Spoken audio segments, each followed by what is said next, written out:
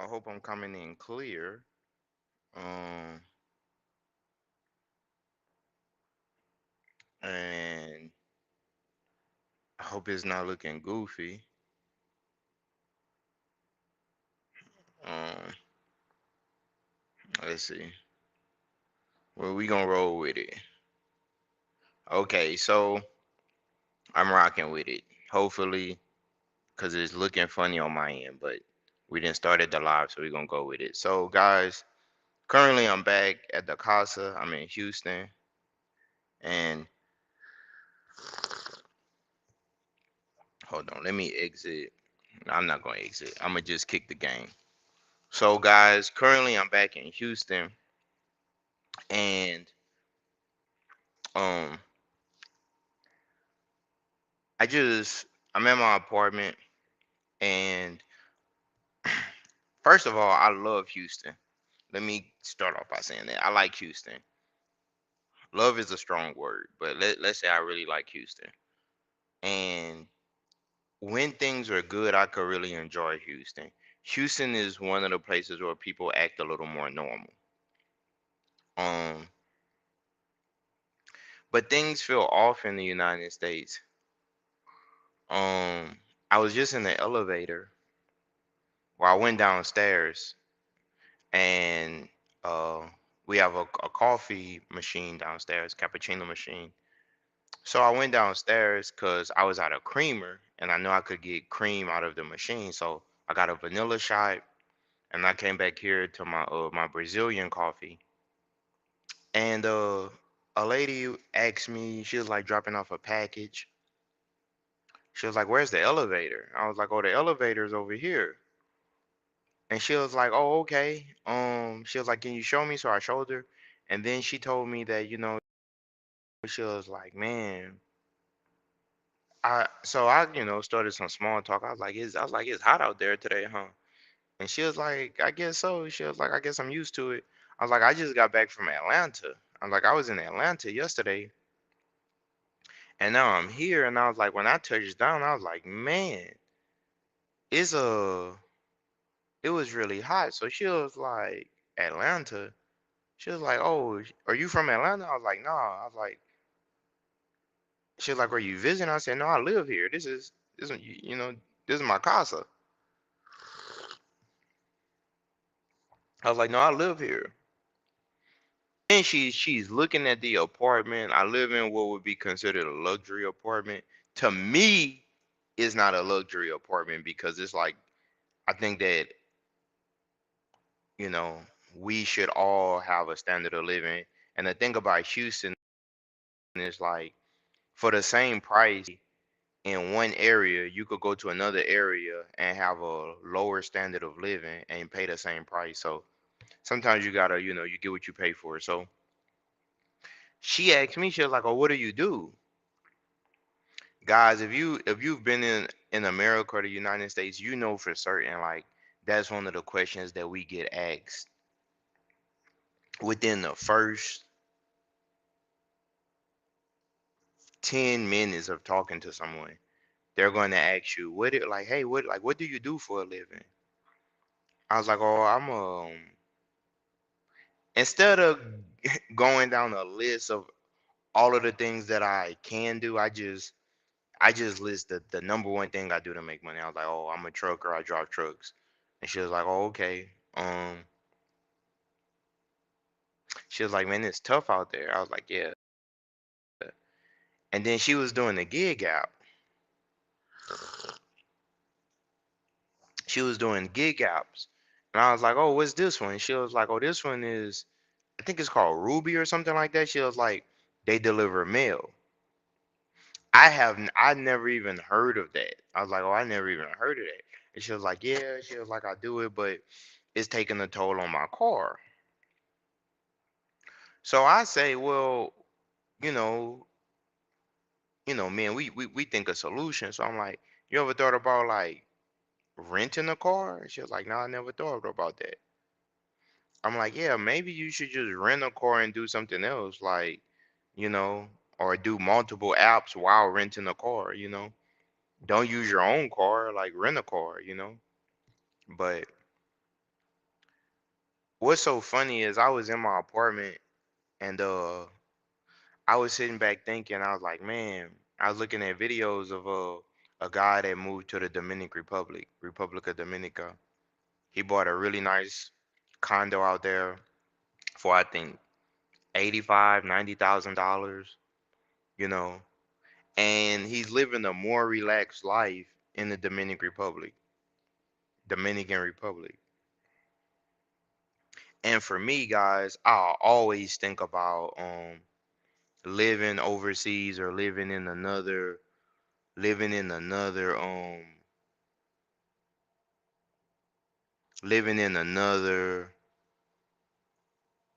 I always think about living in another country sometimes, like because I travel a lot. Now I'm an American, my mom's an American, my dad's an American. So I'm an American, Americano, Americano. But when I talk about how rough things are in the United States, I'm not saying it like we're living in a cardboard box or something like that. Like, what I'm saying is like we are having to spend the majority of our time working to afford basic amenities. And it's even getting to the point now where it's like, man, if I could find a place, like you think about, and that's how they get you deeper in the game.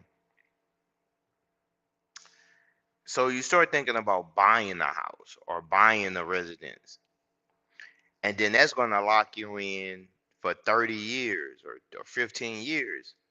So now you're on the hook for something for the next 15 years.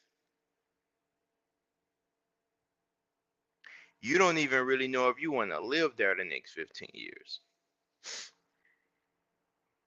To me, what would make the United States a lot better? I think if all Americans, whether they did it by lowering prices or giving us more money or raising rates, if by the end of after every time we paid our bills, the average American had about $2,000 left over, things would be a lot better. Crime would be down. People would spend a lot more. Like think about this. Things are so tight right now. Most people, especially elderly and young people, after they pay all of their bills, they're broke. You know what I'm saying? And it's like, where did the fun go in the United States? Like everything is so serious. I got on YouTube this morning. People already 8 o'clock in the morning. You know, and I do it too. I'm guilty because I'm a YouTuber. But like, people are already making content about doom and gloom, doom and gloom, talking about how bad it is. I'm like, bro, everybody in the United States probably just need a vacation. Like, just just leave for a little bit. Like, leave for a few months, come back, and see if you still feel that way. Personally, for me, I like to leave the United States if I could every 3 months. Every 3 months, I think you gotta dip out of here because it's so like you here we work so many hours, we working so hard. You need a reset, you know. And between mortgage, rent, healthcare, even when you have insurance, that's another scam. Like let's say you have insurance. I've had this happen to me last year. Last year I went to the dentist. I got some work done. I paid 1,100 or $1,200 out of pocket to meet my premium. The insurance was supposed to cover the rest. After everything, I ended up tearing my Achilles tendon. And then the insurance company sent me a bill like, "Hey, you gotta pay this." I'm like, "But I thought I already paid my premium." But we gotta be grateful for what we do have. Like, I think that the United States could be an awesome country, man. Like, we have beautiful women here, but you can't talk to any of the women because they're afraid of you for whatever reason. Some guy that did something stupid or crazy, you know. It's a lot of awesome guys here, and get in contact with the guys because the guys are stressed financially. So the whole dating dynamic is just really, really off. And once you could break past everyone's immediate needs, things wouldn't. Everyone is so stressed. Everyone is so stressed, trying to keep their shit together, trying to like the shit that they've been working so hard for. They're trying to keep their shit. Why are you out there working? You're trying to keep your throne. You're trying to keep your crown on the throne, right? You want your crib to be a certain type of way. You want your ride to be a certain type of way. That you want your significant other to be straight. If you have kids, you want your kids to be straight. And what are the powers that be doing? They're making it harder and harder. They're making it harder and harder for you to be able to take care of your most basic needs. Working as a young person makes sense, honestly, because you're young. Who else is going to do it? Like working, I say from 18, I would say 45 should be like the max cutoff. Like after 45, it should be no more reason to work. If like you got to think about this, or let's say you say 48. So from 18 to 48, that's 30 years, right? What more do you need to do after that? You done enough. You worked enough. You worked hard enough. But what they do, the powers that be, they raise the prices on things. The money that we have now is going to be worth less in the future. Political instability around the world is no place really to run to. Because, yeah, short term, you might move to another country and be like, oh, it's better over here. And then as time passes, that place might become politically unstable. So it's interesting. I asked ChatGPT, I said, hey, for the people that's ruling the world, you know, colonization is over with. Now we have neo-colonialism and stuff like that. I'm like, okay, cool. Now they have control of all the resources, the Western powers. What's the end game? After a while, guys, there's no one left to fight. You fought everyone. You defeated everyone.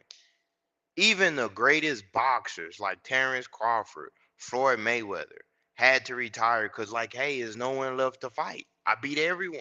I beat everyone there was to beat. That's how I feel like the imperialism is right now with like the world powers. It's like they have successfully colonized, control all of the world. They control the whole world. Yet it's like they're looking for someone else or something else to conquer. And I think that what they're going to end up doing is I think that they're going to turn inwards and fight themselves. They're going to fight each other. And when they say, well, who is they? They are the people that's ruling the world. That's what I'm talking about. The people that's the countries and the regimes that's controlling everything. Because there's no one else left to beat or fight. Then when you get into like the European countries, only European countries have nuclear weapons. None of the brown countries, none of the people, when I mean brown is like none of the countries that would be considered non-white have nuclear arms. The only people with nuclear firearms are the European countries. So okay, that goes back to my point. The last 500 years has been conquest. But at a certain point, we have crossed the threshold of conquest, and everyone has been conquered. There's nothing left. There's no new frontier. Now that they're talking about Mars and intergalactic travel and stuff like that, I guess it's like, hey, we didn't conquer all of this stuff. Now let's go up there. It's nothing left to conquer. So I was asking ChatGPT, like, hey, what's the end game for all of this? For all of us, because all of us are affected, whether you're white, black, Latino, Asian, uh, other, whatever you identify as, multiracial, we're all affected by these regimes that's ruling the world. And they are successfully making us spend our youth and our time and our old age to buy and serve them. We're serving them. And it's nothing you could do to really change it, because like I said, they have perfected the system. The system has been perfected. But my question that I'm sure many of you have come to ask, what is the end game? Where does all of this, where does the train stop? You know what I mean? So from an American perspective, okay, I give you like how I see it as an American. Okay. First, a new continent was found by Europeans. It wasn't new to other people. Other people had been living there for thousands of years. They know this because of like the Clovis footprints or blowings. So many different tribes whose DNA and bones and like the Amazon rainforest. Like there's so many cultures here. The Olmec, the Mayas, the Aztecs, um the Iroquois, the Cherokee, the Chickaw, the Chickamauga, the the tribes in like Sinaloa and you know for South America, for North America, Canada. So we know it's been people here, traveling here, people been here, right? So this place was discovered by Europeans. Okay, they spent about 150, 200 years conquering it. Okay, now they conquered it. All right, it's been conquered. All right, in Europe, they conquered the rest of Africa. They split up Africa. The scramble for Africa was carved up like a pumpkin, and different European powers took control of it. The so called Middle East was created, and then that was subjugated. Asia was dominated and controlled. For God's sakes, an atomic bomb was dropped on Hiroshima. Okay. So the Europeans, and I give them credit for this, they have successfully colonized the whole planet. That's either true or it's false. All right. So now the question is, what's the end game? Where does the train end? There's no more people to conquer. There's no more land to conquer. What's next? I don't even understand what they're still fighting for. What's left to fight for? You got everything. You got all of the gold, all of the oil, all of the resources. And I'm not talking about the person that lives next door to you. I'm talking about the regimes, the controlling, the elites. So a lot of times when we talk about this, a lot of people they feel as though we're talking about them. We're not talking about you that shop at Walmart or Kroger's or Publix. You're not the people that you're like you're not who we're talking to. We're talking about the real elites, the people that control the financial system, the gold, the people that could press a button and bombs get dropped. That's when we're talking about the elites. That's who we're talking about. Okay. What I'm saying is, guys, there's nothing left to conquer. Honestly, all of the oceans have been subdued. All of the continents have been subdued. All of the people are have been pushed to a breaking point. There's nothing really, if you really just look at it in the 21st century, it's like, okay, what is the end game?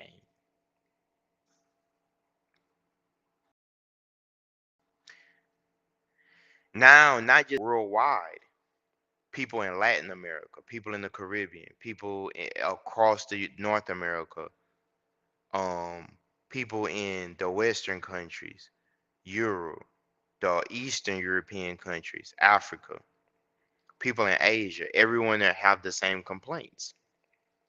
If you really take a step back and look at the algorithms and listen to what people are saying, all of the people are complaining about the same thing.